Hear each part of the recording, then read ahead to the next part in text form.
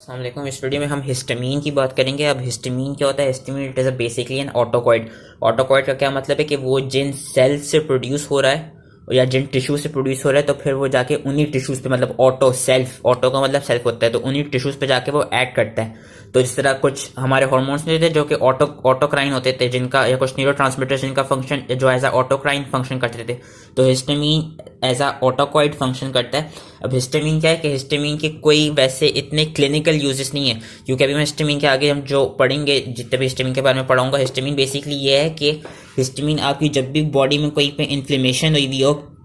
तो वहाँ पे या कोई क्या कहते हैं कहीं माइक्रो ऑर्गेनिज्म आ गया हो या कोई क्या कहते हैं एलर्जिक रिएक्शन हो गया हो, तो उधर वो एज अ मीडिएटर के तौर पे काम करता है। जितनी भी एलर्जिक रिएक्शंस होते हैं या जितनी भी इन्फ्लेमेशन होती है, और फिर जो उसके सिम्टम्स जो हमें प्रोड्यूस्ड होकर मिलते हैं, वो सारे सिम्टम्स जो होते हैं वो हिस्टामीन के वजह से मिलते होते हैं। तो हिस्टामीन का अपना कोई क्लिनिकल इफेक्ट नहीं है, लेकिन जो हिस्टामीन के ब्लॉकर्स होंगे ना, उसका फिर क्लिनिकल इफेक्ट होगा। हम यूजली इस वीडियो में हम सारे हिस्टामीन के ब्लॉकर्स ही पढ़ेंगे। तो हिस्टामीन की बात करते हैं। हिस्टामीन मैंने बताया था केमिकल मैसेंजर, जो कि अच्छा यूजली ये कहाँ से मास्ट सेल से ज्यादा प्रोड्यूस होता है, और इसकी क्या कहते हैं ये मीडिएट क्या कर रहा है? It mediates wide range of cellular responses including वही allergic and inflammatory reactions, gastric acid secretions और neuro transmission and part of brain. अच्छा, इसकी पहले लोकेशन पढ़ लेते हैं कि लोकेशन कहाँ कहाँ पे होती है। ये आपके लंग्स में, स्किन में, ब्लड वेसल्स में, जीआई ट्रैक्ट में, यूजली जो गैस्ट्रिक पैराइटल सेल्स होते हैं वहां पे, और क्या कहते हैं बेसोफिल्स में, मास्ट सेल्स में, और वो ब्रेन में भी एज अ न्यूरो ट्रांसमीटर के तौर पे, मतलब इन लोकेशंस पे ये क्या कहते हैं हिस्टामीन जो है ज्यादातर प्रेजेंट होता है। एंड हिस्टामीन बनता कैसे? बेसिकली एक अमाइनो एसिड होता है हिस्टिडीन,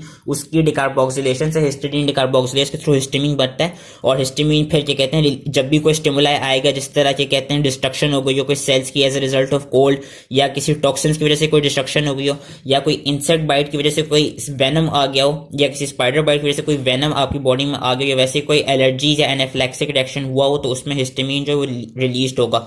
और होता क्या है कि इसका मैकेनिज्म ऑफ एक्शन क्या है कि जब हिस्टामीन रिलीज जाते हैं तो फिर ये अपने रिसेप्टर्स पे जाके ऐड करते हैं। इसके काफी डिफरेंट रिसेप्टर्स होते हैं, H1, H2, H3 और H4, लेकिन ये जो H1 और H2 रिसेप्टर्स होते हैं उन पे काफी ज्यादा ऐड करता है। ये यहाँ पे उन्होंने ये जो छोटा सा टेबल बना हुआ है, इस पे उन्होंने सारे इसके इफेक्ट्स बताए हुए क्या होते हैं। मोस्टली इसके जितने भी इफेक्ट्स होते हैं ना, वो हम देखेंगे इसके सारे H1 रिसेप्टर्स पे होते हैं। H2 रिसेप्टर पे इसे स्टमक पे ऐड करता है, क्योंकि जो H2 रिसेप्टर होते हैं वो स्टमक के पास होते हैं। तो H2 रिसेप्टर स्टमक में क्या करते हैं कि वो स्टमक में जाके ऐड करके वो करता है क्या कि जो गैस्ट्रिक वो जो एसिड होता है, जो हाइड्रोक्लोरिक एसिड होता है, उसकी सिक्रीशन को बढ़ा देता है। ये वो H2 रिसेप्टर पे जाकर ऐड करता है। वैसे ओवरऑल जितनी भी इसके फंक्शन होते हैं वो H1 रिसेप्टर पे होते हैं। H1 रिसेप्टर पे क्या होते हैं कि ये जो आपकी स्मूथ मसल्स होती है उनकी कंस्ट्रक्शन करा देता है, जो कि यूजली ब्रोंकियल स्मूथ मसल्स में देखी जाती है कि वो उनकी कंस्ट्रक्शन करा देता है, जिसकी वजह से ब्रोंको कंस्ट्रक्शन होती है, और जो फिर एस्थमा के सिम्टम्स आपके क्या कहते हैं प्रोड्यूस करता है। इंटेस्टाइन की भी स्मूथ मसल में ये देखा गया कि उनकी कंस्ट्रक्शन करा देता है, जिसकी वजह से आपको इंटेस्टाइनल क्रैम्प्स होते हैं और डायरिया हो जाता है। बाकी इसका ये कि ये आपकी जो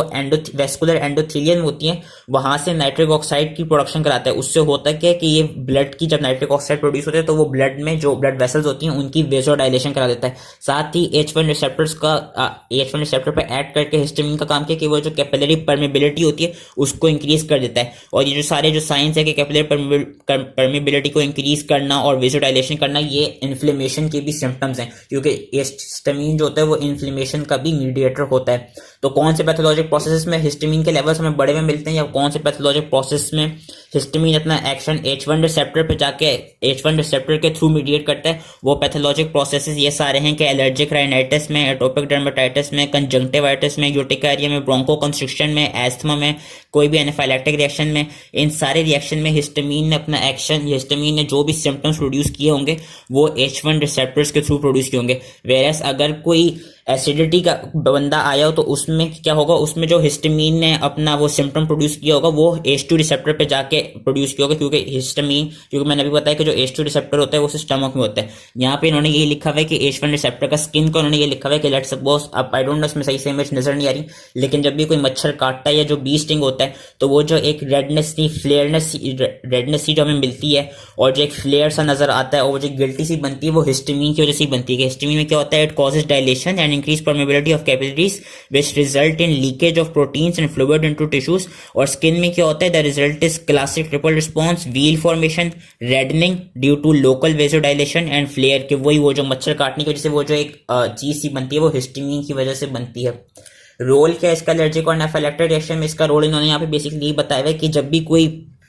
आपका एक तो क्योंकि मैंने इसको बता दिया रोल्स ये होते हैं कि स्मूथ मसल्स की कॉन्ट्रैक्शन कराता है, सिक्रीशंस की स्टिमुलेशन कराता है, परमेबिलिटी ऑफ कैपिलरीज को इंक्रीज करता है, वेसोडाइलेशन को इंक्रीज करता है, एंड ये to some extent sensitive nerve endings को भी स्टिमुलेट करता है। तो होता क्या है, जितने भी मीडिएटर्स हैं जिसमें हिस्टामिन, सेरोटोनिन, ल्यूकोट्राइन्स और इओसिनोफिल्स और कीमोटैक्टिव फैक्टर्स वगैरह आ गए, अगर तो एक कम, इसमें बस इस पैराग्राफ में ये बताया कि अगर तो एक कम उसमें होंगे, कम कॉन्सेंट्रेशन में होंगे, तो जो एक इफेक्ट प्रोड्यूस होगा वो लोकलाइज एलर्जिक रिएक्शन प्रोड्यूस होगा। लेकिन अगर ऐसा हो कि लेट्स सपोज कहीं पे ज्यादा हिस्टामिन प्रोड्यूस हो रहा है या कहीं पे ज्यादा इस तरह के इन्फ्लेमेटरी मीडिएटर्स प्रोड्यूस हो रहे हैं या एनाफाइलैक्टिक मीडिएटर ज्यादा प्रोड्यूस हो रहे हो, तो उस जगहों पे आपको पूरा एक वाइड एनाफाइलैक्टिक रिएक्शन मिलेगा। तो ये थे सारे हिस्टामिन के एक्शंस। अब इसमें मैंने कहा कि सिंस हिस्टामिन का जो मोस्ट जितने भी इंपॉर्टेंट जो इसके वो हैं रिएक्शंस जो हैं वो H1 रिसेप्टर्स की मीडिएटेड थ्रू होते हैं, तो हम यहाँ पर ड्रग्स पढ़ेंगे एंटी हिस्टामिनिक ड्रग्स। और एंटी हिस्टामिनिक ड्रग्स में हम कौन से पढ़ेंगे, वो ड्रग्स पढ़ेंगे जो H1 रिसेप्टर्स पे जाके हिस्टामिन की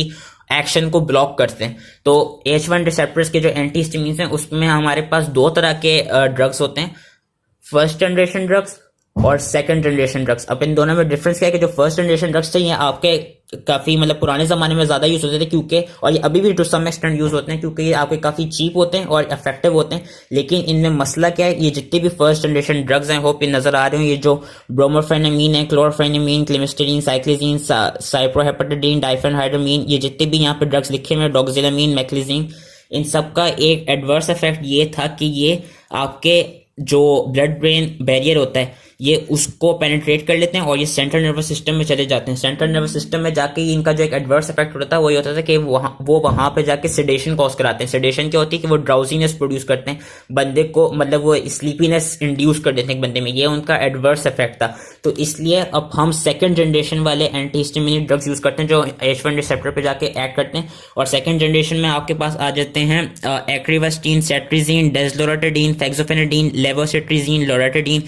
इनका ये इफेक्टिव क्यों, ये इफेक्टिव इसलिए होते हैं क्योंकि ये पोलर होते हैं। अब सिंस ये पोलर हैं तो ये जो ब्लड ब्रेन बैरियर है उसको क्रॉस नहीं कर सकते और उसकी वजह से होता क्या है कि ये आपकी जो फर्स्ट जनरेशन वालों का जो एडवर्स इफेक्ट है सेडेशन, तो जो सेकंड जनरेशन वाले जितने भी एंटी हिस्टामिनिक ड्रग्स हैं वो सेडेशन कॉज नहीं करते। एक्शन इनका मैंने बता दिया, एक्शन यही है कि जो H1 रिसेप्टर्स हैं ये वहां पे जाके हिस्टामिन के साथ कंपीट करेंगे और H1 रिसेप्टर पे जाके हिस्टामिन के एक्शन को ब्लॉक कर देंगे। जब वो वहां पे लग जाएंगे तो हिस्टामिन जो है वो अपना एक्शन नहीं कर पाएगा। लेकिन होता क्या है कि इस आगे वाली जो पिक्चर है इसके थ्रू मैं समझाऊंगा। हिस्टामिन का एक तो हिस्टामिन के H1 रिसेप्टर पे तो है, जितने भी H1 एंटी हिस्टामिनिक ड्रग्स है उनका H1 रिसेप्टर्स पे तो इफेक्ट है। लेकिन ये जो बाकी रिसेप्टर्स होते हैं जिस तरह सेरोटोनिन के हो गए या अल्फा एड्रीनर्जिक हो गए, जितने भी कोलिनर्जिक रिसेप्टर्स हो गए, ये वहां पे जाके भी जो इन रिसेप्टर्स पे जो ड्रग एक्ट करते हैं उनकी इनहिबिशन भी करा देते हैं। और ये हम आगे जब एडवर्स इफेक्ट्स पढ़ेंगे तो उसमें पढ़ेंगे कि जो H1 एंटी हिस्टामिनिक ड्रग्स के जो एक साइड इफेक्ट्स हैं, जो एडवर्स इफेक्ट्स हैं, वो यही है कि वो इन रिसेप्टर्स के भी ड्रग्स को इनहिबिट कर देते हैं, जिसकी वजह से जिन ड्रग्स ने इन रिसेप्टर्स पे एक्ट करना होता है ना वो अपना एक्शन नहीं कर पाते। तो इस पर मैं बाद में आऊंगा। इस पे उन्होंने एक इस तरह एग्जांपल दी हुई साइप्रोहेपेटाडीन की। साइप्रोहेपेटाडीन क्या है कि ये आपका एंटी हिस्टामिनिक ड्रग है, लेकिन ये सिर्फ ये सिंस सेरोटोनिन वाले ड्रग पे भी जाके एक्ट करता है, तो ये सेरोटोनिन वाले ड्रग पे जाके अपना सेरोटोनिन को इधर लगने नहीं देता, इसको भी इनहिबिट कर देता है, जिसकी वजह से होता है कि बंदे में जो एपेटाइट लेवल होता है वो उसका इंक्रीज कर जाता है, उसको हमेशा भूख लग रही होती है। ये इसका एक एडवर्स इफेक्ट है जो हम आगे पढ़ेंगे एंड ऑफ द वीडियो में। थेराप्यूटिक यूजेस इसके पहले पढ़ लेंगे क्योंकि मैंने कहा हिस्टामिन आपकी जितनी भी एलर्जिक या इन्फ्लेमेटरी रिएक्शन है उन सब में ये इंक्रीज लेवल्स में होता है और उन सब में ऐसा मीडिएटर की तरह काम करता है। तो इनका थेराप्यूटिक यूज मेन यही है, जो भी H1 रिसेप्टर्स के ब्लॉकर्स हैं, कि ये करते क्या है, ये आपकी एलर्जीज को या जितनी भी हमने जो सारी कंडीशंस पढ़ी थी, राइनाइटिस, कंजंक्टिवाइटिस, यूटिकारिया, ये इन सारी कंडीशंस को ये प्रिवेंट उन कंडीशंस को ये क्या कहते हैं, प्रिवेंट करती हैं। अच्छा, एक और बात, जितने भी H1 रिसेप्टर्स हैं, H1 ब्लॉकर्स हैं ना, याद ये रखना कि ये हमेशा सिम्टम्स को वो करेंगे, रिवर्स नहीं करेंगे। मतलब अगर कोई सिम्टम ऑलरेडी आ गया और आप लें तो उसको रिवर्स नहीं करेंगे, ये सिर्फ सिम्टम को प्रिवेंट करेंगे। ये चीज़ याद रखनी है इनकी। तो होता क्या है कि ये अपना ओरल की फॉर्म में भी आते हैं, जिसमें ही हम क्या कहते हैं दे सकते हैं आपका एलर्जिक राइनाइटिस और यूटिकारिया को ट्रीट करने के लिए। उसके अलावा कुछ आपकी ड्रग्स होती हैं जिस तरह एजिलिस्टीन आ जाती है, ओलोपेटाडीन आ जाती है, कीटोटिफेन आ जाती है। ये वाले जो ड्रग्स होते हैं, ये वाले जो एंटी हिस्टामिनिक ड्रग्स होते हैं, ये आपको कंजंक्टिवाइटिस को, एलर्जिक कंजंक्टिवाइटिस को ट्रीट करने के लिए दिए जाते हैं। इसमें जो एक इंपॉर्टेंट चीज़ याद रखनी है वो ये है कि हिस्टामिन आप कभी भी एस्थमा को ट्रीट करने के लिए नहीं, हिस्टामिन कह रहा हूँ, H1 रिसेप्टर के ब्लॉकर्स आप कभी भी उसको एस्मा को ट्रीट करने के लिए नहीं दे सकते, क्योंकि उसमें जो जब एस्मा होता है तो उसमें हिस्टामिन के लेवल इतने इंक्रीज होते हैं कि जो भी H1 रिसेप्टर्स आप अगर H1 रिसेप्टर ब्लॉकर्स आप अगर देते भी हैं तो उनका जो इफेक्ट होता है वो इतना बिल्कुल ही मिनिमल होता है, प्रोड्यूस नहीं होता। तो जब भी एस्मा होगा, एस्मा की कंडीशन में आप हमेशा जो ड्रग देंगे एस्मा को रोकने के लिए वो आप देंगे एपिनेफ्रीन। और एपिनेफ्रीन क्या कराता है, हमने क्या कहते हैं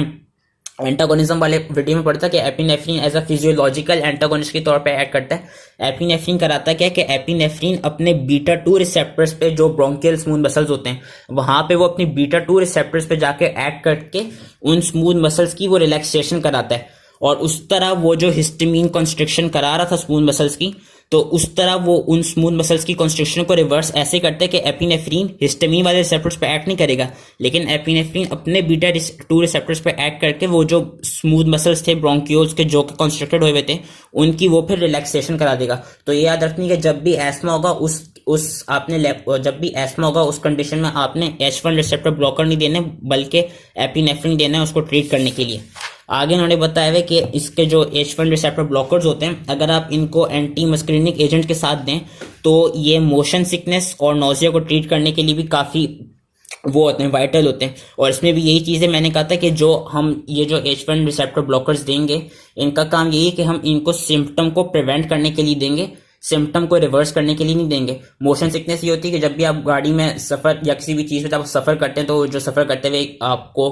कोई वॉमिटिंग या नोज़िया वाली जो फीलिंग आती है उसको मोशन सिकनेस कहते हैं। अब अगेन अगर आप ट्रैवल करने से पहले वो ड्रग्स लेंगे जिस तरह डायमंड हाइड्रेनेट आ गई या डाइफेनहाइड्रामीन आ गई, प्रोमेथाजीन आ गई, साइक्लिजीन आ गई, मैक्लिजीन आ गई, अगर तो आप सफ़र करने से पहले ये ड्रग्स लेंगे देन आपको मोशन सिकनेस नहीं होगी। लेकिन अगर आप सफ़र के दौरान ये ड्रग्स लेंगे तो वो उस सिम्टम्स को प्रिवेंट नहीं कर पाएंगे। इनका काम यही होता है कि ये जितने भी कीमो रिसेप्टर्स होते हैं वेस्टिबुलर सिस्टम के और क्या कहते हैं CNS में जो भी H1 और M1 रिसेप्टर्स जो होते हैं वहाँ पे जाके ये ऐड करते हैं, वहाँ पे जाके हिस्टामिन के एक्शंस को और उसके एसिटाइलकोलिन की, क्योंकि एसिटाइलकोलिन मस्कुलिन रिसेप्टर पे ऐड करते हैं, उनके एक्शन को जो एंटी मस्कुलिन ड्रग होता है स्कोपोलामिन, ये दोनों ड्रग्स करते हैं कि ये वहाँ पे जाके उनके एक्शंस को ब्लॉक कर देते हैं, जिसकी वजह से ये मोशन सिकनेस और नोसिया को ट्रीट करने के लिए भी दिए जाते हैं। और यहाँ पे भी इन्होंने लिखे हैं कि कौन से ड्रग्स जो हैं वो मोशन सिकनेस, इस तरह साइक्लिजीन हो गया, मैक्लिजीन हो गया, वो मोशन सिकनेस को ट्रीट करने के लिए दिए जाते हैं। और इनकी एक और बात क्या है कि इनकी एक और बात ये है कि मैंने कहा कि जो फर्स्ट जनरेशन वाले जितने भी ड्रग्स हैं, सेकंड जनरेशन वाली नहीं, जितने भी फर्स्ट जनरेशन वाले ड्रग्स हैं, मैंने कहा था कि उनका एक एडवर्स इफेक्ट ये था कि वो CNS में जाके सेडेशन कॉज कराते हैं। तो कुछ फर्स्ट जनरेशन के ड्रग्स जिस तरह डाइफेनहाइड्रामीन हो गए और डॉक्सिलामीन हो गई, ये इंसोम्निया को भी ट्रीट करने के लिए दिए जा सकते हैं, क्योंकि मैंने यही कहा था कि इनके पास सेडेटिव प्रॉपर्टीज हैं। फार्माकोकाइनेटिक्स क्या है इन H1 रिसेप्टर ब्लॉकर्स की, इनकी यही है कि ये आपके ओरली वेल एब्जॉर्ब हो जाते हैं और इनका सिरम में मैक्सिमम लेवल 1 से 2 घंटे बाद आ जाता है और इनकी एवरेज प्लाज्मा हाफ लाइफ 4 से 6 घंटे होती है। लेकिन जो मैक्लिजीन है और जितने भी सेकंड जनरेशन एजेंट्स हैं उनकी जो हाफ लाइफ होती है वो अराउंड 12 to 24 आवर्स होती है। तो जो उनकी डोज होती है वो यूजली 1 सिंगल डोज ही होती है, जितने भी सेकंड जनरेशन वाले आपके ड्रग्स होते हैं, एंटी हिस्टामिन ड्रग्स होते हैं। और इनका वही है कि वो आपके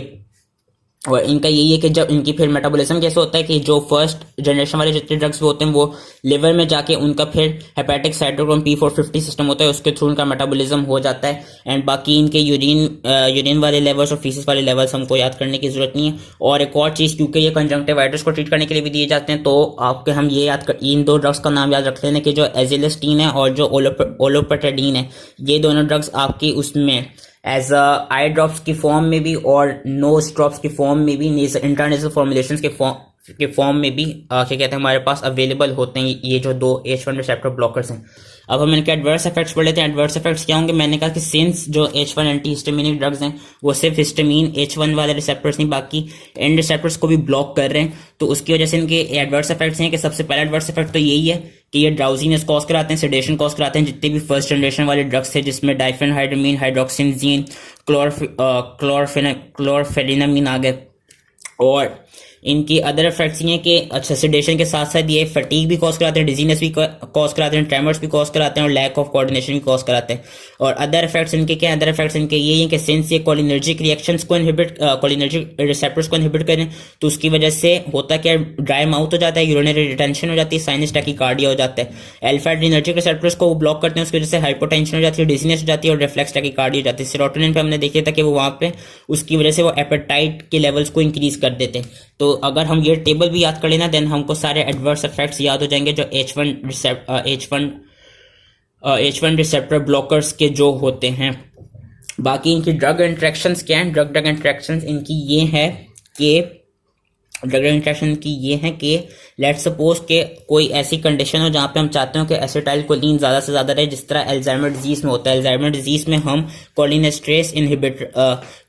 इनहिबिटर देते हैं, जिस तरह डोनोप्राजिल या राइवेस्टिगमिन दिया हुआ है। और इनका काम क्या होता है कि इनका काम ये होता है ताकि एसिटाइल कोलिन आपकी बॉडी में ज़्यादा से ज़्यादा रहे। अब अगर हम उस पेशेंट को जो कोलिनेस्ट्रेस इनहिबिटर ले रहा है उस पेशेंट को हम अगर H1 एंटीहिस्टामिन देंगे तो उससे होगा क्या कि सिंस वो कोलिनर्जिक रिसेप्टर्स पे जाके इनहिबिट कर देगा, उसकी वजह से जो कोलिनेस्ट्रेस इनहिबिटर थे उनका फिर काम कोई हो नहीं पाएगा,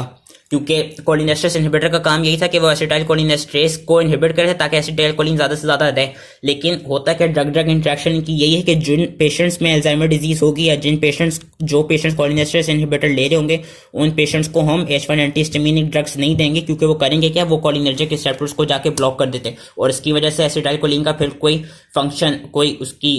उसका कोई इफेक्ट प्रोड्यूस नहीं हो पाएगा। तो एक तो जो पेशेंट्स अल्जाइमर्स डिजीज को होते हैं उनमें नहीं देने, दूसरी इसकी ड्रग ड्रग इंट्रैक्शन क्या है, जो पेशेंट्स मोनोअमाइन ऑक्सीडेज इनहिबिटर्स ले रहे होते हैं उन पेशेंट्स में भी हम ये H1 एंटीहिस्टामिन ड्रग्स नहीं दे सकते, क्योंकि होगा क्या कि मोनोअमाइन ऑक्सीडेज इनहिबिटर्स करते क्या हैं,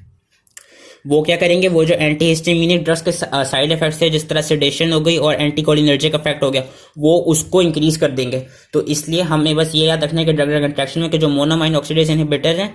और जो पेशेंट्स मोनोअमाइन ऑक्सीडेज इनहिबिटर्स ले रहे हैं और जो पेशेंट्स कोलिनेस्ट्रेस इनहिबिटर्स ले रहे हैं उन पेशेंट्स को हम H1 एंटीहिस्टामिनिक ड्रग्स नहीं रेकमेंड करेंगे। ओवरडोज इनकी इतनी नहीं होती। ओवरडोज के जो सिम्टम्स होते हैं वो यूजली चिल्ड्रन में देखे जाते हैं। चिल्ड्रन में क्या होता है कि चिल्ड्रन में वो यूजली एक्साइटेशन प्रोड्यूस कर देते हैं, हेलुसिनेशन प्रोड्यूस कर देते हैं, एटैक्सिया प्रोड्यूस कर देते हैं और कन्वर्जन प्रोड्यूस कर देते हैं। एल्डर्स में इतनी टॉक्सिसिटी के लेवल्स हमको नहीं मिलते हैं। तो ये सारी थी H1 रिसेप्टर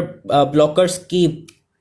कहानी। अब H2 रिसेप्टर ब्लॉकर्स की क्या है, ये H2 रिसेप्टर ब्लॉकर की लिखी छोटी सी है, मैंने कहा था सिंस H2 रिसेप्टर्स जो हैं वो प्रेजेंट ही स्टमक में होते हैं और स्टमक में पैराइटल सेल्स में उनका काम क्या होता है कि वो हिस्टामिन वहां पे ऐड करके जो हाइड्रोक्लोरिक एसिड होता है उसका लेवल बढ़ा देता है। जब हाइड्रोक्लोरिक एसिड बढ़ेगा तो ऑब्वियसली बॉडी में एसिडिटी बढ़ जाएगी। तो इसलिए जो H2 रिसेप्टर ब्लॉकर्स होते हैं जिस तरह सेमेटाडीन आ गए, रेनिटिडीन आ गए या फेमोटिडीन आ गई, ये करते क्या है कि ये एज अ H2 एंटागोनिस्ट के तौर पे काम करते हैं और ये जो H2 रिसेप्टर्स हैं वहां पे ऐड करके हिस्टामिन के एक्शंस को ब्लॉक करते हैं। तो ये जो एसिडिटी, जितने भी एसिडिटी के पेशेंट्स होंगे उनको हम ये दे सकते हैं ताकि HCl की प्रोडक्शन जो कम हो जाए। तो वो treatment of acidity, treatment of heartburn, treatment of gastric ulcers या पेप्टिक अल्सर्स, उन पेशेंट्स को हम H2 रिसेप्टर ब्लॉकर्स देते हैं। तो that was all related to histamine. I hope easily समझ में आ गया एंड थैंक यू।